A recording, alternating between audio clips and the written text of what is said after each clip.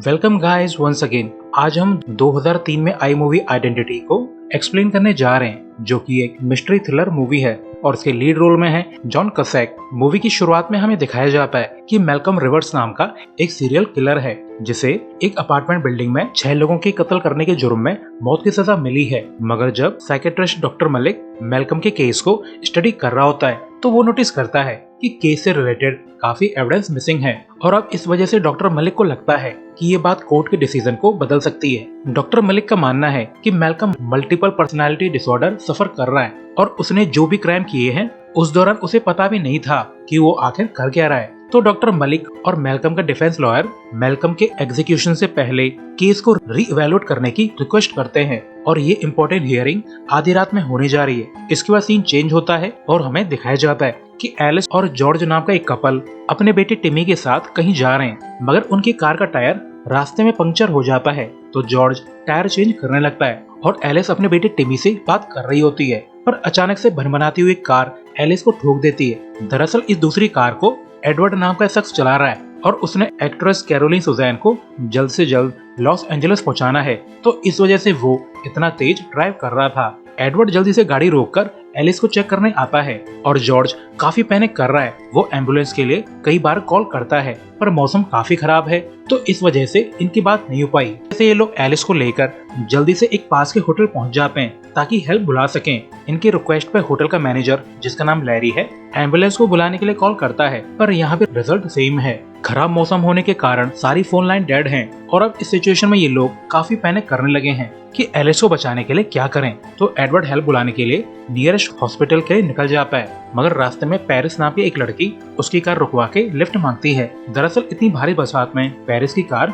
बंद पड़ गई है, मगर इनकी किस्मत आज सच में काफी खराब है। जैसे ही एडवर्ड पेरिस को लेकर आगे बढ़ता है, उसकी कार भी पानी में बंद पड़ जाती है और काफी देर ट्राई करने पर कार स्टार्ट नहीं होती। पर तभी लू और गिनी नाम का एक कपल आता है और जब एडवर्ड इनसे रिक्वेस्ट करता है तो ये लोग इन्हें अपने साथ ले जाते हैं। दरअसल ये कपल भी उसी होटल जा रहा है जिस होटल में बाकी लोग मौजूद हैं। होटल पहुंचने के बाद एडवर्ड जॉर्ज को इन्फॉर्म करता है कि मौसम काफी ज्यादा खराब है, हम यहाँ पे फंस चुके हैं और हमें सुबह तक कोई भी हेल्प नहीं मिल पाएगी। इसी बीच दूसरी तरफ एक पुलिस ऑफिसर, जिसका नाम रोड्स है, रॉबर्ट मीन्स नाम के एक कन्विक्टेड मर्डरर को ट्रांसपोर्ट कर रहा होता है। तो ऐसे खराब मौसम में उसे भी रात काटने के लिए इसी होटल में रुकना है। वहीं एलिस की हालत काफी बिगड़ रही है, तो कोई और ऑप्शन न होने पर एडवर्ड खुद ही एलिस के घाव को स्टिचेस करने लगता है और जॉर्ज और टिमी घबराए हुए ये सब देख रहे हैं। एडवर्ड जॉर्ज से बात कर रहा होता है और टिमी खिड़की से बाहर देखता है जहाँ रोड्स रॉबर्ट मीन को होटल में ला रहा है। होटल में आने के बाद ऑफिसर रोड्स रॉबर्ट मीन्स को बाथरूम में बांध देता है ताकि वो यहाँ से भाग न जाए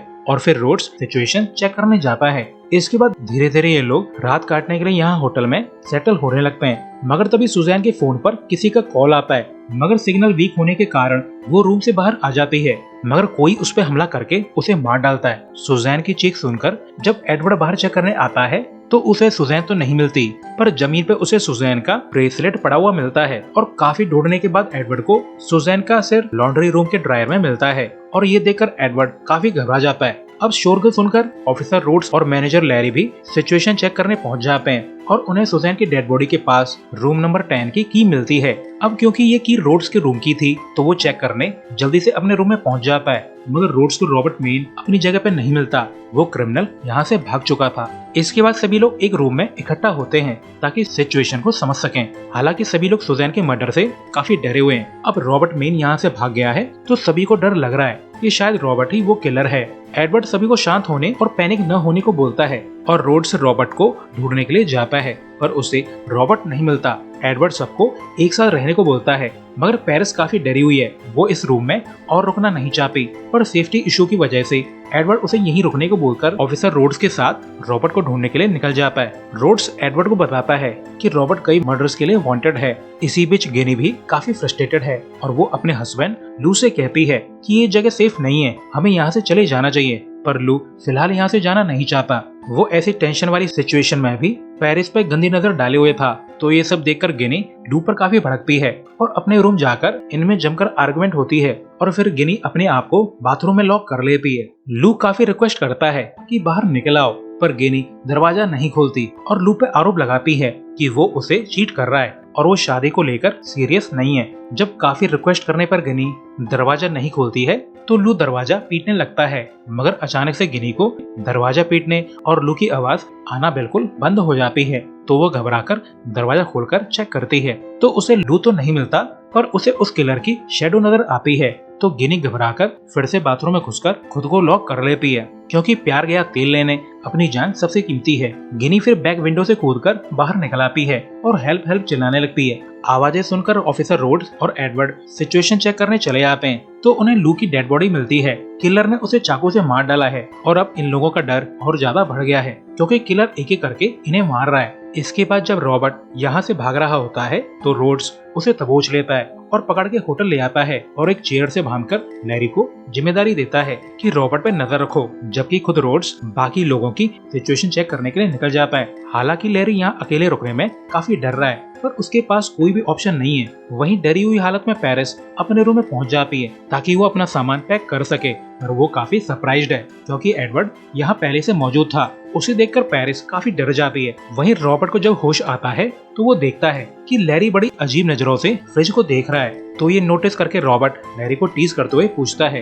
कि ऐसे क्या देख रहे हो, फ्रिज में क्या छुपाया है तुमने। पर लैरी उसकी बात का कोई भी जवाब नहीं देता। वहीं रूम में एडवर्ड पर पेरिस को डाउट हो रहा है तो एडवर्ड रिवील करता है कि हो रहे मर्डर्स को वो इन्वेस्टिगेट कर रहा है और उसी के लिए वो फोटो खींच रहा है। तो पेरिस टॉन्ट करते हुए बोलती है कि बड़े आए इन्वेस्टिगेशन करने वाले, ये तुम्हारा काम नहीं है, तुम तो बस एक ड्राइवर हो। तो एडवर्ड रिवील करता है कि वो एक एक्स कॉप है और उसने लॉस एंजलिस में सर्व किया है। तो पेरिस पूछती है कि फिर तुम पुलिस की जॉब छोड़कर ड्राइवर क्यों बन गए।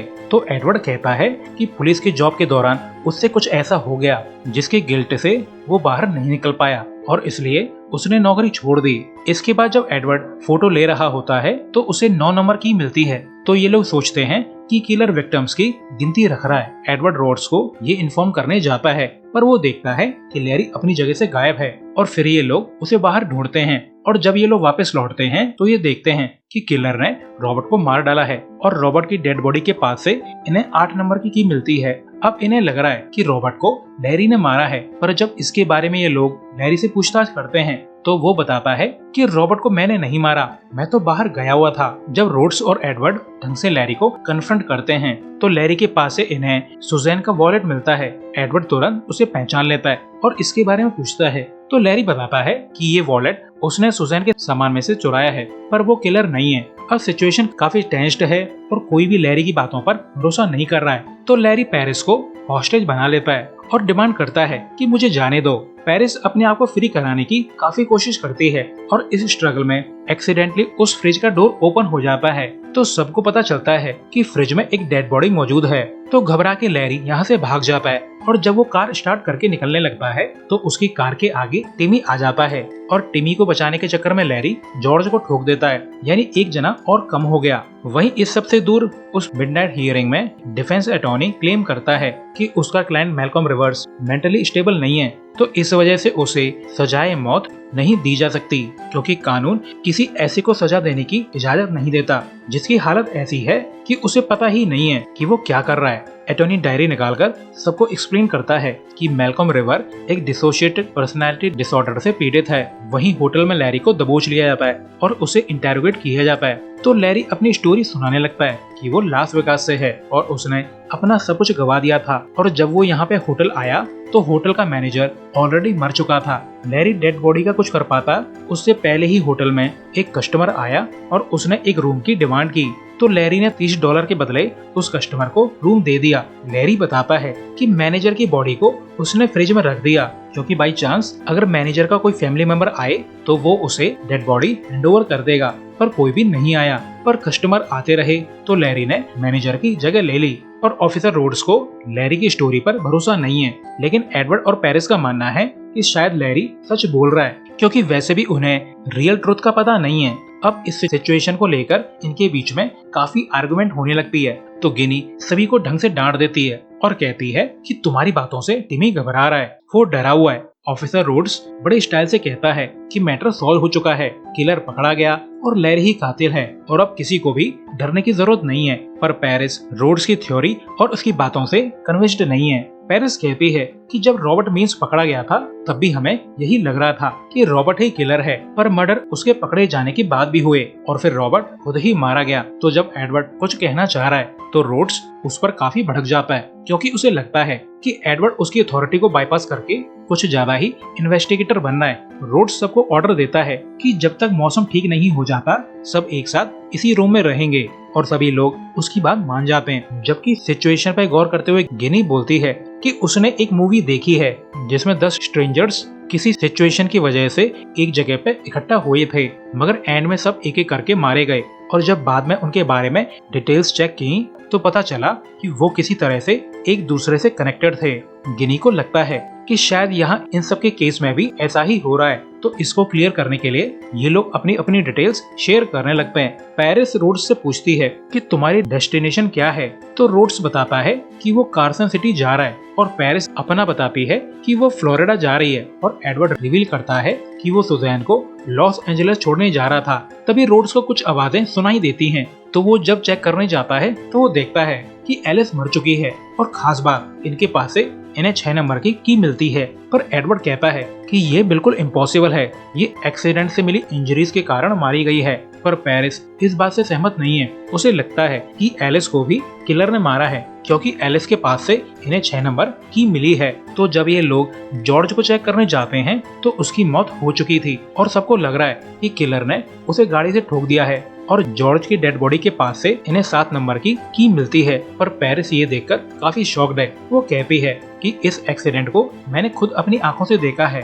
ये मर्डर नहीं है, लैरी तो बस भाग रहा था। और इस सब में लैरी जो कि बंधा हुआ है वो कहता है कि सब मुझ पर शक कर रहे थे, पर देख लो ये मेरा काम नहीं है। अब सिचुएशन काफी बिगड़ती चली जा रही है। तो एडवर्ड टिमी और गिनी से कहता है कि यहाँ काफी खतरा है, बाकी बची रात काटने के लिए कोई सेफ जगह ढूंढ लो। पर रोड्स इसके लिए एग्री नहीं है। रोड्स कहता है कि यहाँ सभी लोग शक के दायरे में हैं और जब तक असली कातिल का पता न चल जाए तब तक मैं किसी भी सस्पेक्ट को यहाँ से जाने नहीं दूंगा। पर एडवर्ड कहता है कि गिनी और टिमी बिल्कुल इनोसेंट हैं, उनका इस सब से कोई लेना देना नहीं है। और फिर इनके बीच में तगड़ी आर्गुमेंट चालू हो जाती है। तभी इन्हें कार एक्सप्लोजन की आवाज सुनाई देती है, तो ये लोग गिनी और टिमी को चेक करने जाते हैं कि कहीं वो इंजर्ड तो नहीं हो गए, पर इन्हें कार में कोई भी नहीं मिलता। रोड्स एडवर्ड पर काफी भड़कता है कि ये तुम्हारी वजह से हो रहा है, तुमने ही उन्हें जाने को बोला था। इसके बाद जब ये लोग जॉर्ज की बॉडी को फिर से चेक करने आते हैं तो सरप्राइजिंगली उन्हें वहाँ पर बॉडी नहीं मिलती। तो ये देखकर ये दोनों काफी शॉक्ड हैं। इसके बाद ये लोग बाकियों को चेक करते हैं तो ये देखते हैं अब तक जो भी लोग मारे गए हैं सबकी डेड बॉडी गायब हो चुकी है और अब ये लोग काफी परेशान है कि आखिर ये सब हो क्या रहा है। और बेचारी पेरिस का तो मेंटल ब्रेकडाउन होने लगता है। पेरिस बहुत जोर जोर से चिल्लाने लगती है कि वो घर जाना चाहती है, उसका बर्थडे आने वाला है और उससे पहले उसे घर पहुंचना है। लैरी पेरिस से उसका बर्थ डेट पूछता है तो पेरिस बताती है कि उसकी बर्थ डेट 10 मई है। तो ये सुनकर सभी लोग काफी चौंक जाते हैं और चेक करने पर रिवील होता है कि आज रात होटल में जो भी लोग मौजूद थे उनकी बर्थ डेट सेम है, यानी कि 10 मई, और यही इनके बीच का कॉमन कनेक्शन है। एडवर्ड सबकी आईडी चेक करता है। वो नोटिस करता है कि सभी के नाम स्टेट्स के नाम पर हैं, जिससे एडवर्ड को कुछ रियलाइज होने लगता है और एडवर्ड को चक्कर आने लगते हैं। फिर अचानक से सीन चेंज हो जाता है और अब एडवर्ड खुद को एक दूसरे रूम में पाता है जहां डॉक्टर मलिक उससे क्वेश्चनिंग कर रहे थे।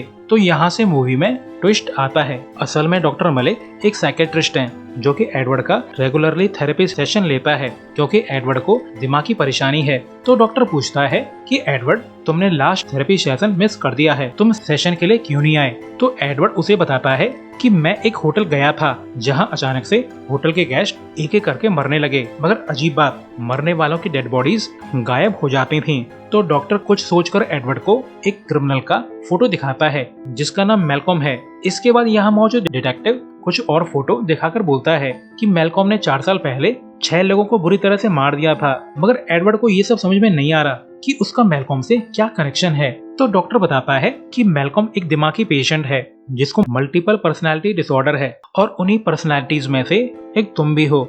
यानी एडवर्ड, तुम्हारा कोई रियल वजूद नहीं है, तुम तो बस मैलकॉम की एक पर्सनालिटी हो।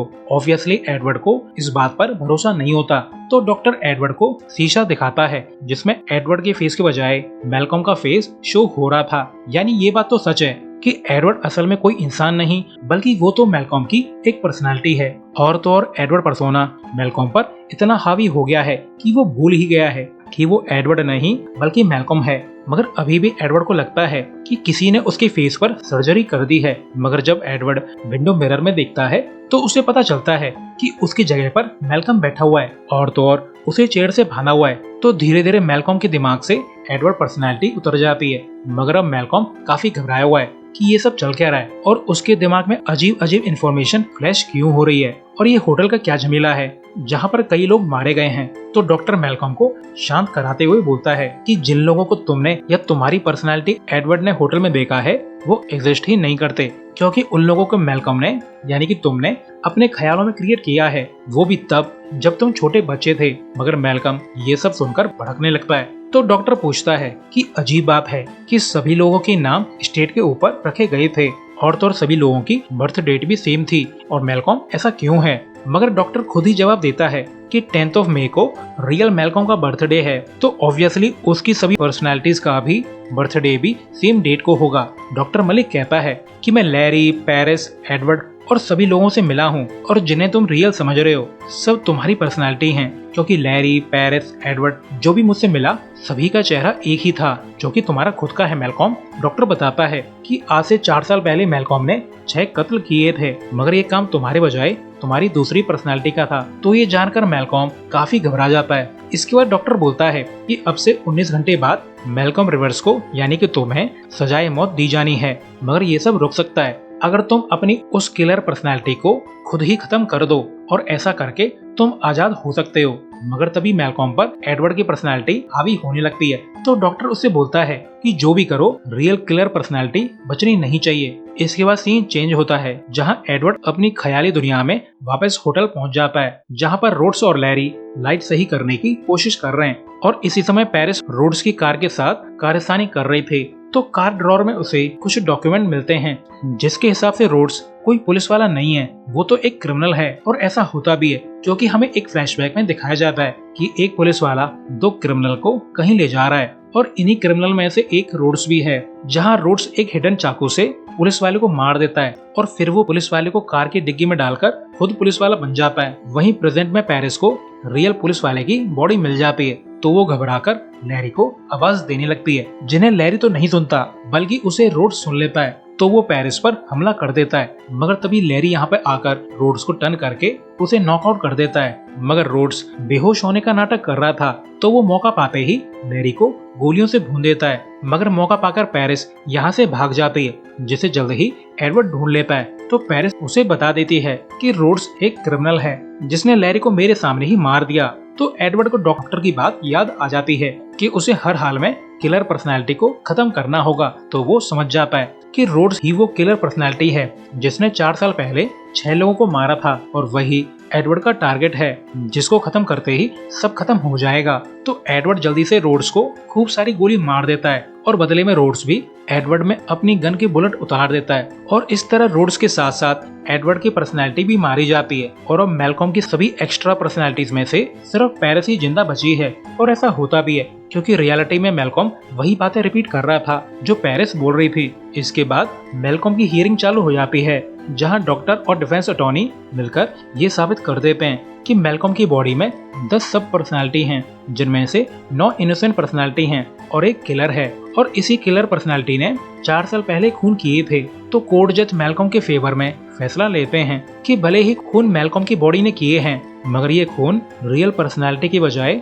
रोड्स ने किए हैं, तो मैलकॉम को इसकी सजा नहीं दी जा सकती। और अब सजाए मौत के बजाय मैलकॉम रिवर्स को साइकेट्रिक सर्विस दी जाए और फिर मैलकॉम को यहाँ से ले जाया जाता है। इसके बाद मैलकॉम पर पेरिस की पर्सनैलिटी हावी होने लगती है और फिर वो एक संतरे के बगीचे को देखता है जो कि पेरिस का बगीचा है। मगर तभी पेरिस को एक बच्चा नजर आता है जो कि टिमी है, जिसे देखकर पेरिस काफी घबरा जाती है और फिर मैलकॉम पर टिमी की पर्सनैलिटी हावी होने लगती है। यानी टिमी भी मैलकॉम की एक पर्सनैलिटी है और शुरुआत से हुई सभी किलिंग टिमी ने ही की है। और तो और टिमी कार एक्सप्लोजन में मरा नहीं था। और तो और टिमी वो किलर पर्सनैलिटी है जो मैलकॉम की सभी पर्सनैलिटीज को मार के मैलकॉम की बॉडी पर फुल कंट्रोल पाना चाहती है। टिमी फिर पेरिस को मार देता है और इसी समय रियलिटी में मैलकॉम, जो कि अब पूरी तरह से टिमी बन चुका है, वो डॉक्टर मलिक को निपटा देता है। और शायद यही हाल डिफेंस अटॉर्नी का भी होता है और अब एक फुल डेंजरस क्रिमिनल आजाब है। और इसी सीन के साथ ये मूवी एंड होती है। तो अभी के लिए goodbye, thanks for watching.